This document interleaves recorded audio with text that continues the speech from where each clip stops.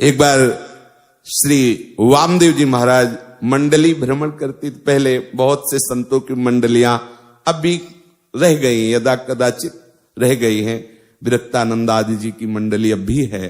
तो श्री वामदेव जी महाराज कुछ संतों के साथ भ्रमण कर रहे थे, तो देखा एक जवान व्यक्ति वृद्ध को पीट रहा है पादुका से, जूता से। बड़ा दर्द लगा। जब वो जवान अंदर गया पीट के, तो नजदीक गए और उन्होंने कहा, बाबा ये कौन था? बोले बेटा था।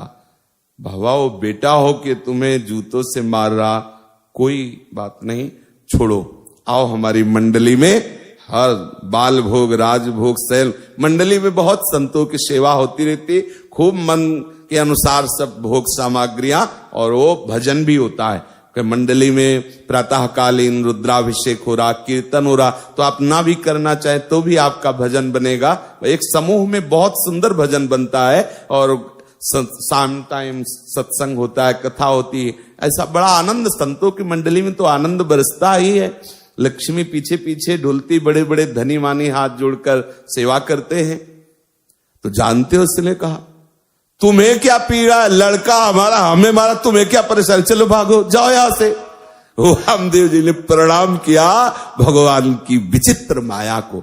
तो कभी कभी ऐसे भी गाढ़ निद्रा मोह में सोए होते कि महात्माओं के जगाने पर भी वो जगते नहीं हैं। वैसे आज तक कोई भी इस मोह निद्रा से जगा है तो किसी भगवत प्रेमी महात्मा की आवाज से ही जगा है। प्रभु ये दुस्त्यज माया अगर हम चाहें भी ना त्यागना तो नहीं त्याग पाए, बहुत कठिन है, बहुत कठिन है, बहुत कठिन है, बहुत कठिन। इसलिए बार बार कहता हूं, और इसका बड़ा प्रभाव है। जैसे आप सत्संग सुने 10 वर्ष से, तो ये चढ़ाई वाला प्रभाव पड़ेगा। चढ़ाई कैसे चढ़ी जाती है? एक एक कदम बहुत धीरे से। और कुसंग उतार वाला है, खिसक गए तो 1 मिनट में आ गए नीचे। 10 साल का सत्संग चढ़ाई का है, पहाड़ पे चढ़ना, और कुसंग वहां से नीचे गिरना, मिनट में उतनी यात्रा हो गई। 1 मिनट, अरे कुछ नहीं, कहीं भगवान को देखा तुमने? अरे सब प्रकृति है, माया है, प्रकट होती है, कोई भगवान भगवान नहीं। बोले ये नहीं खाओ, वो नहीं खाओ, अरे खाओ पियो, मौज से रहो जब तक जिंदगी मिली। ये सब संतों ने ग्रंथ रचे हैं अपने लिए, धंधा बना लिया, कोई भगवान भगवान नहीं। ऐसे वचन इन कानों में सुनने को मिलते हैं। बातुल भूत विवश मतवारे, ते नहीं बोले बचन विचारे, तिनकर कहा सुनी नहीं काना।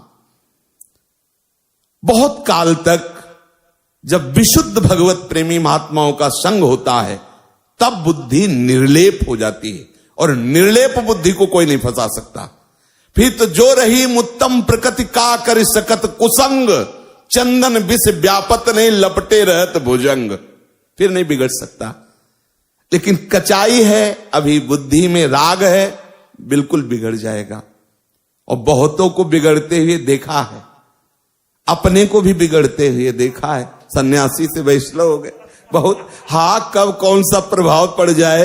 प्रभु की 2 प्रकार की लीलाएं है, एक है त्रिगुणातीत लीला और एक है गुणमयी लीला। अगर होश में ना रहे तो गुणमयी लीला, और अगर होश संभल जाए तो फिर त्रिगुणातीत लीला का प्रभाव। और जिसको इस लीला का प्रभाव पड़ा, फिर कोई उसको छेड़ नहीं सकता, फिर किसी विषय की ताकत नहीं कि उससे परास्त कर सके।